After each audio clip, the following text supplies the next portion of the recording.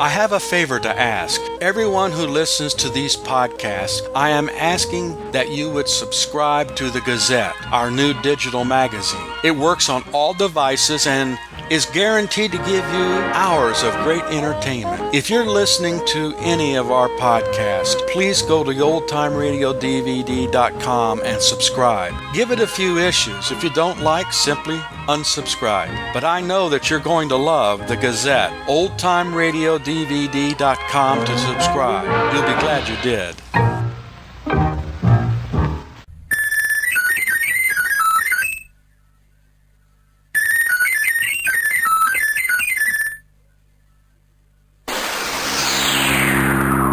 Earth Search, a 10-part adventure serial in time and space by James Follett. Darv and Astra believe that they have discovered a habitable world on which they can settle, instead of wandering in space in the Starship Challenger searching for the planet Earth. But they have to convince the other two members of the crew. Earth Search Part 10, Earthfall. And these are the control desks for operating the rain propagation sweeps. This desk controls photosynthesis levels, and over here... Yes, the all Earth right. We've seen enough, Darv. Call Astra and Shana out of that shuttle. But you haven't seen anything, Telson. With the resources of this center, it's possible to re-engineer an entire planet. Given time. That's the whole point.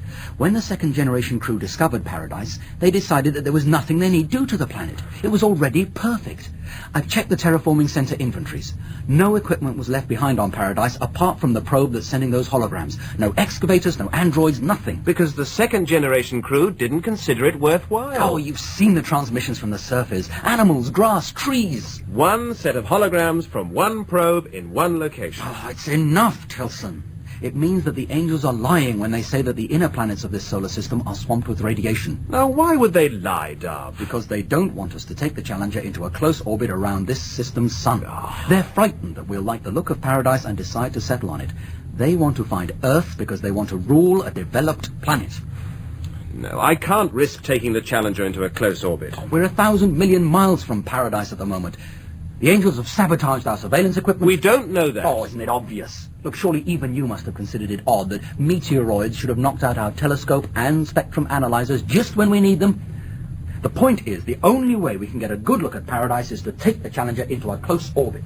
Darv, I can't go against the advice of the Guardian Angels. If it was your life and my life, maybe it wouldn't matter. But there are Shana and Astra to consider. Astra's expecting a baby. She wants to get off the ship as soon as possible because she suspects that Angel 1 and Angel 2 will try to seize control of the child. So Shana guessed correctly. She told me she thought Astra was pregnant. But how could the angels control a baby? The same way they controlled us when we were babies, through the nursery androids. They planned it right from the beginning. I've always said that the Great Meteoroid Strike was not an accident. Oh, now you're just talking rubbish. The angels wanted control of the ship. They couldn't win that control through the second-generation crew, so they waited until the first 4 children of the third generation had been born. Us. And then they switched off the meteoroid shields at the right moment and destroyed all the second-generation crew. Their plan was that we would grow up subservient to them. What? That we would navigate and maneuver the Challenger in accordance with their wishes. This is all speculation. 2 things went wrong for them. Firstly, they underestimated the amount of damage to the ship that a major meteoroid would cause, with the result that they lost control over whole regions of the ship. Secondly, they didn't realize that even people brought up from babies by them might reject their influence. I have never accepted their influence, but I do accept their advice. Is there a difference? There is when there's a question of the ship's safety. All right. Let's compromise. We close in to 500 million miles and take a closer look at Paradise with one of the space shuttles. No. In that case, Astra and I will load up one of the shuttles with supplies and leave the Challenger. And there's nothing you can do to stop us. You've got to stop them. You tell me how, Shana, and I will. Do I stand in front of the shuttle and threaten them with a PD weapon? Oh. Look, surely Darv would consider some sort of a compromise. It's not a question of what Darv will consider. It's a question of what I'm prepared to consider, and I'm not prepared to endanger the ship. And yet you are prepared to endanger 2 people who we've grown up with and who are part of our lives. You know that's not so. I don't have the power to hold Darv and Astra on the Challenger against their will. You won't have any powers at all if the vote goes against you. What's that supposed to mean? I've looked at the Challenger's constitution. Look, you're the commander of the Challenger, but you can only remain commander, provided you have the support of the majority. If a motion of no confidence is lodged, the matter has to be decided by a secret ballot held during an extraordinary meeting of the full crew. That only applied in the days when the Challenger had a crew of 500. Now, it doesn't say anything about numbers in the Constitution. It just says the full crew. A 75% vote against the status quo is required before action can be taken. So what do you propose doing? Calling an extraordinary meeting of the full crew here in the control room. Our most pressing concern, One, is to determine where this uncontrolled region is that Astra and Darv have discovered. From the conversations of Telson and Shana, it houses several unused space shuttles. Therefore, it must be an uncontrolled region adjoining the outer hull. How many such regions are there? 4. Control to all of them was lost during the Great Meteoroid Strike. Do you have a memory as to the function of the lost regions? 2 were storage areas. They had loading terminals for unmanned freight shuttles. Unlikely that it is one of those. Darv would not be able to control an unmanned shuttle. The 3rd was an assembly terminal for service androids. The 4th was the terraforming center. It housed the controls for the planetary engineering machines and included an excursion terminal for 6 manned space shuttles. Manned shuttles. That has to be the place, One. If it is, then we are in danger, number 2. The terraforming center is on the same level as our central switching room. All right. Now, fold your ballot slips and place them in the box. Isn't it all a bit formal, Shana? There's only the 4 of us. 2, if you and Darv leave the ship, Astra. Will you shake the box, please, Darv? Right. Good. Astra, take out the slips and call out the results. First, in favour of a closer inspection of Paradise. Second, against. Third, 4. And fourth, 4. 75% for, 25% against. All right, what happens now?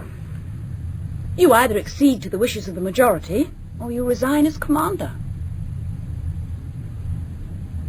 Angel 1, Angel 2, open all control circuits to the photonic drive. We're going to change our orbit. To a closer orbit of the Sun, Commander. Yes. Then we cannot permit the opening of the control circuits. Why? As we have explained, the inner planets of the solar system are exposed to considerable cosmic ray bombardment by the Sun. The first planet orbits too close to the Sun to support any form of life. The second planet is shrouded in cloud and has an extremely high surface temperature. The third planet Was is surrounded- visited by the 2nd generation crew, correct, Angel 2? Correct, Dar. They called it Paradise. Commander Sinclair of the 2nd generation crew decided that it might be suitable for colonization. So, at last you've decided to admit it, Angel 2. We have decided to make all the information on Paradise available to you. It will be necessary for you all to assemble round the hologram recorder in the library.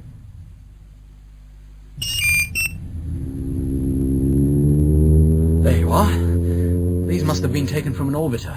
Paradise has a year that consists of 365 days, and in that respect alone is totally different from our Earth.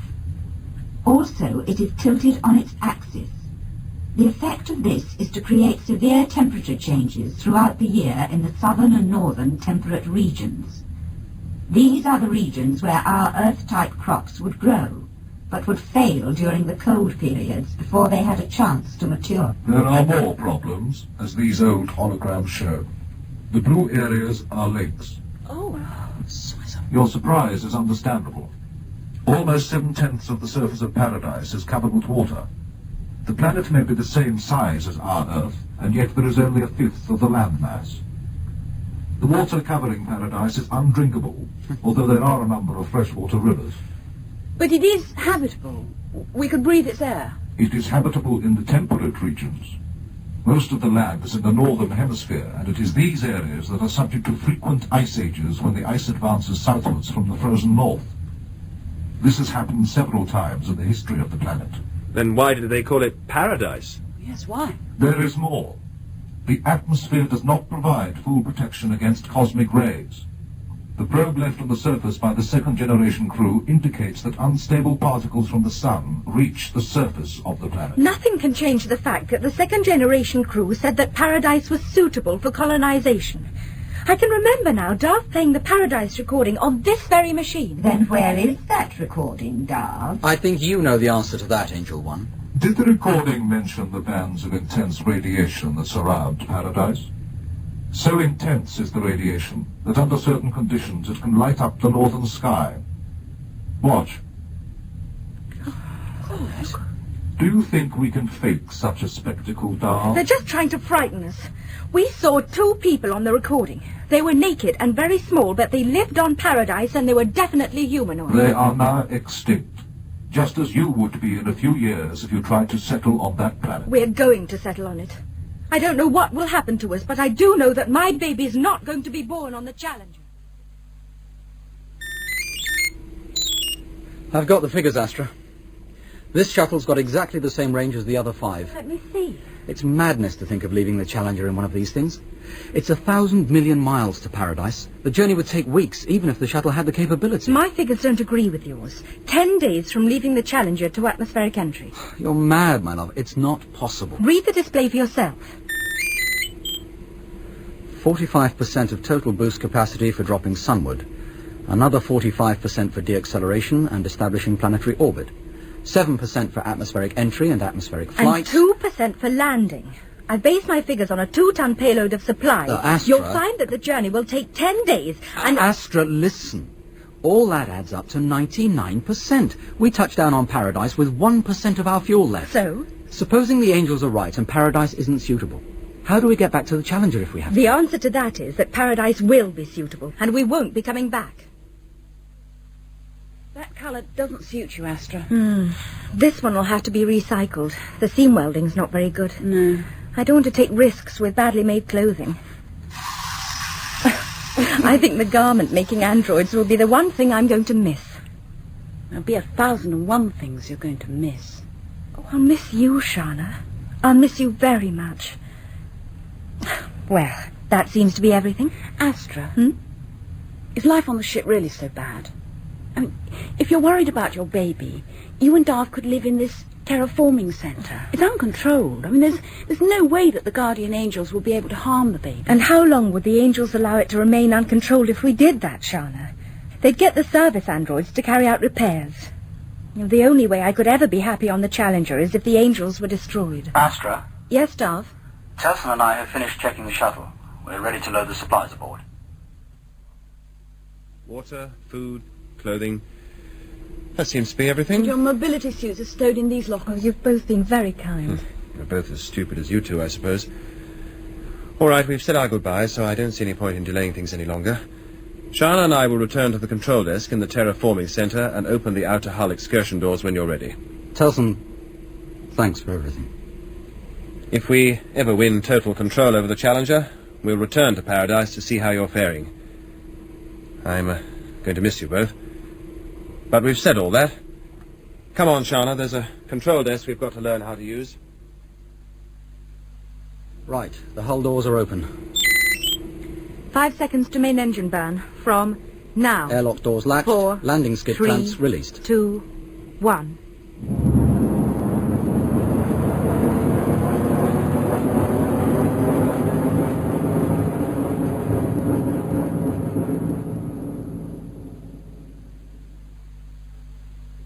Their shuttle has separated from the Challenger, number 2. We failed with them.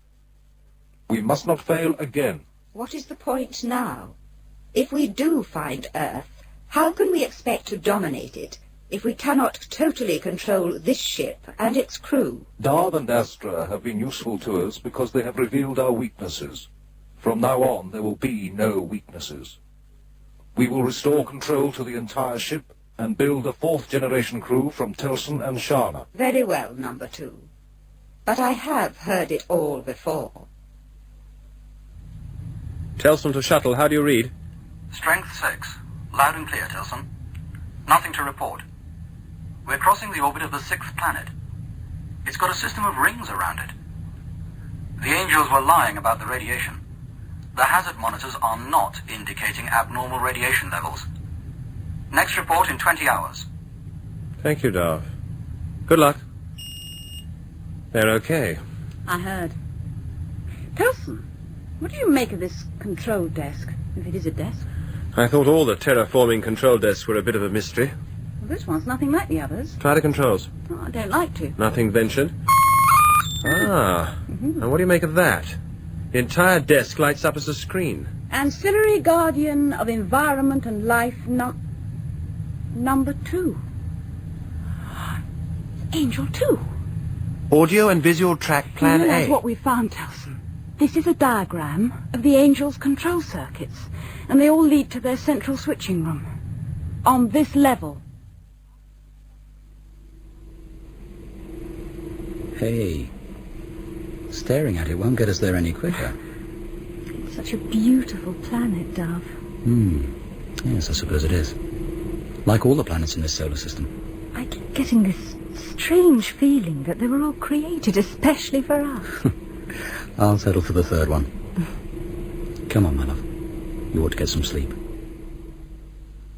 It's a matter of following the main trunking. Hey, look at that, Shauna. At every corridor junction, more cables feed into the trunking. It's getting thicker and thicker. We've got to be heading towards the Angel's central switching room. I've lost track of the turnings we've taken, Towson. So many corridors I didn't know existed. Hold it. What? We're about to enter a controlled region. Those sensors look in working order. Come on. The Angel's nowhere here. Angel 1? Angel 2? They can hear us and see us. I always know when they're watching me. Towson, this is crazy. What can we hope to achieve? They were lying, Shana. They said this solar system was swamped with radiation. Shana, turn back. Turn back. Oh, one of them spoke then. I didn't hear anything. Turn back. It is dangerous to go on. Dangerous. Turn back. Turn back, Shana. Turn back. There are creatures of the darkness ahead, waiting for you. Turn back. Towson, What? there are voices telling us to turn back. I can't hear them, Shana. Oh, we've got to turn back. Oh, there's something terrible in the darkness waiting for us. Towson, we've got to go back. Hold my hand. Now do as I say. We're not turning back.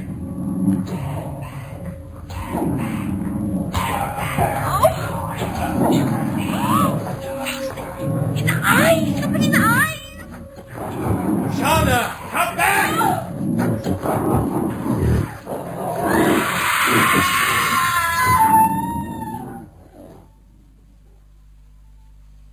Hello, Challenger. Do you read me? Hello, Towson. Hello, Challenger. Will you answer, please, Challenger? What's the use, Dove? That's the 12th report they've missed. They're never going to reply now. What I can't understand is why the Angels don't answer. I mean... I don't know what I mean. That's the 10% fuel warning gone. Okay, cancel it. They're beautiful, Dove. Look at the colours. Blue. Oh, it must be the most beautiful planet in the entire galaxy. I'm sorry, Astra. All I can think of is what's happened to Towson and Shana. The Dayside Terminator will be beneath us in 30 minutes. I've loaded the automatic for landing site 1. We've got some gravitational error caused by the moon. I've had to switch in all the compensators. I don't think I've ever seen such an ugly moon. Craters, yes, but nothing like as many as that. Some of them must be over 100 miles across. It'll be our moon now. Seat restraints for atmospheric entry after the first braking burn. Braking burn 5 seconds from now. 4, Inertials locked 3, onto landing site 1. 2, 1. First braking burn cancelled 3 seconds from now. 2, 1. How long does this buffeting last for? It feels as if the shuttle's going to shake itself to bits. It should ease up when we're below 100,000 feet.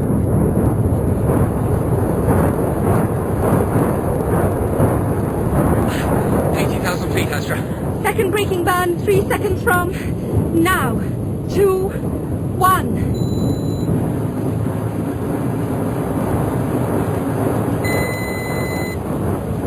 $10,000 feet. So where's our landing site? There's nothing but water below. 9,000. You did load the inertials correctly. We might need another burn to sustain altitude. We're in trouble if we don't see land within the next 2 minutes. Suddenly paradise doesn't look so attractive. This planet's all water. 15 degrees right. Land. 7,000 feet. We need a burn, Astra. 1% fuel warning gone. 5,000. If the engine holds another 30 seconds, we'll make the shore. Oh! Blast! 3,000. We're losing height fast. I'll let her build up speed. See if we can win some lift, but I don't think we're going to make it. Come on. Come on, another 9 miles. 1,000 feet. Will the shuttle break up if it hits the water at this speed? Should I know? What sort of stupid question is that? Oh, come on, come on. 9 miles, that's all I want. I'm going to open the airlock doors. Latch is released. 500 feet. We're going to hit water about a quarter of a mile off the beach. Get on one of the bunks and press your back against the bulkhead. Don't argue, do the same.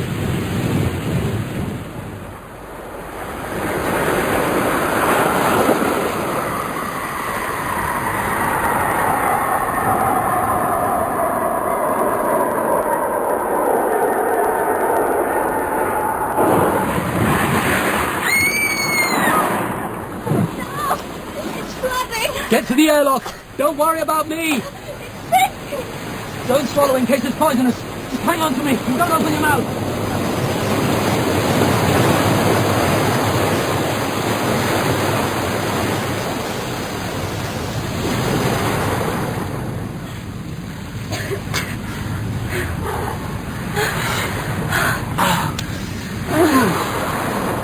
Are you all right, Astra? I think so.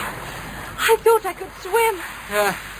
It's not like the water in the reservoir. Oh, it tastes foul. Do you think we'll be all right? Oh, all I care about at the moment is that we're both in one piece and we're alive. Even if we have lost all our supplies. Stop! This is Sam. Hey. At least your wish has come true. Remember how you were always going on about your dream of lying on a sandy beach under a warm sun? At least it is a warm sun, so we won't freeze. Oh. The question is, now we have paradise, what are we going to do with it?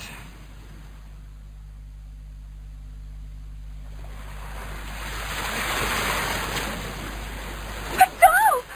Stop! Wake up! What's the matter? The water's coming nearer. What? It's coming towards us. It's much nearer than it was an hour ago. Oh, Dove, it's going to cover all the land. It is nearer. I think we better move inland, away from the water.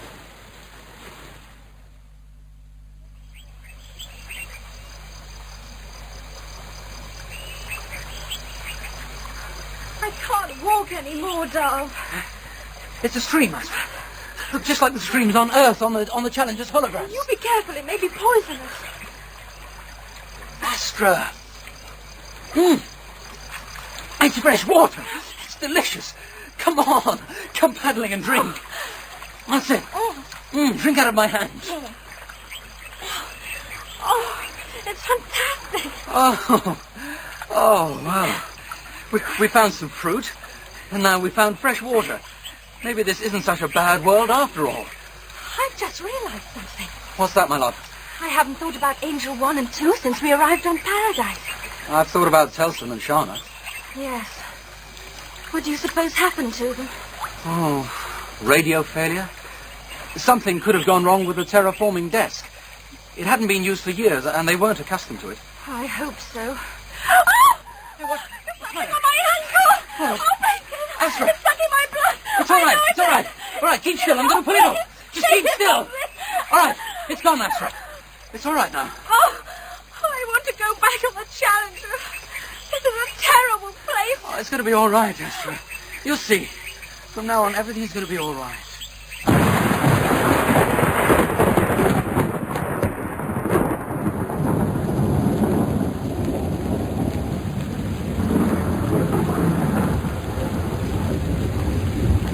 It can't go on forever, Mother. Oh, it will. I know it will. It'll rain forever and ever. Now we know why there's so much water. It'll be over by morning, I promise.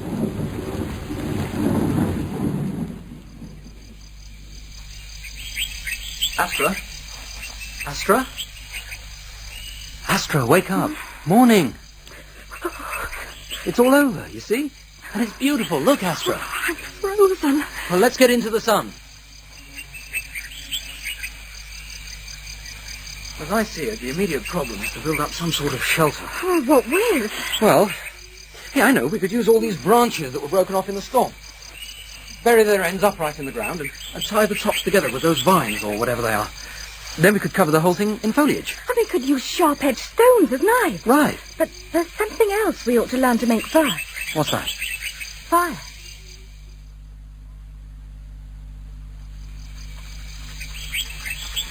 Oh, this is useless. You're wrong. You can't start a fire with friction. The tip's very hot. Don't stop. It's useless. It's glowing. Oh, dry grass, quickly.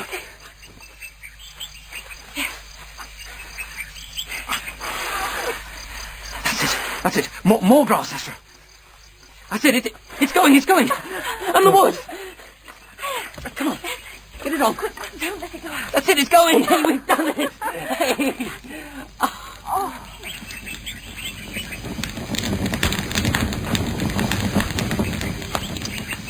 Stop. There's something coming through the trees. Oh, where? Listen. Oh, no. Aeroplane, Shana. Slow down. We landed 2 hours ago. We knew we were near your number 1 landing site. Look, and then we saw the smoke from the fire. What are you doing here? Yes, they threw everything at us to prevent us reaching their central switching room. They projected holograms of every imaginable creature into the approach corridor. They used light and sound, visions, everything. But you got into the room. Oh, yes, I got in right enough.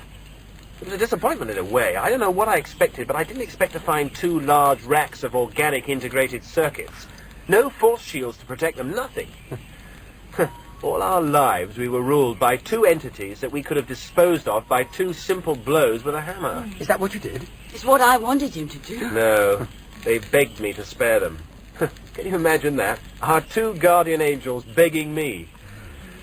Well, we did a deal. They agreed that this planet was suitable for settlement. They also agreed to fly the Challenger into a close orbit around Paradise so that we could leave by one of the space shuttles. Well, you tell them the rest, Shana. Well, we left 4 of the reprogrammed surgical androids in the main control room to handle the maneuvering of the ship. Angel 1 and Angel 2 are going to continue the search for the planet Earth. Look, everyone, up there.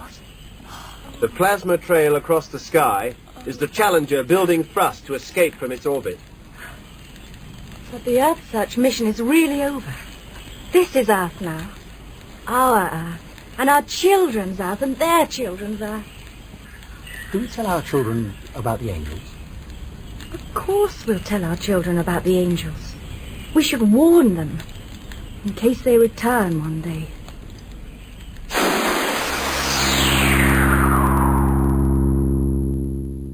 In Earthfall, Part 10 of Earth Search by James Follett, Sean Arnold played Commander Telson, Amanda Murray, Shana, Hayden Wood, Dav, and Catherine Hurlbutt, Astra. Angel 1 was played by Sonia Fraser, and Angel 2 by Gordon Reed. Technical realization for the series was by Lloyd Silverthorne. Earth Search was directed by Glenn Dearman.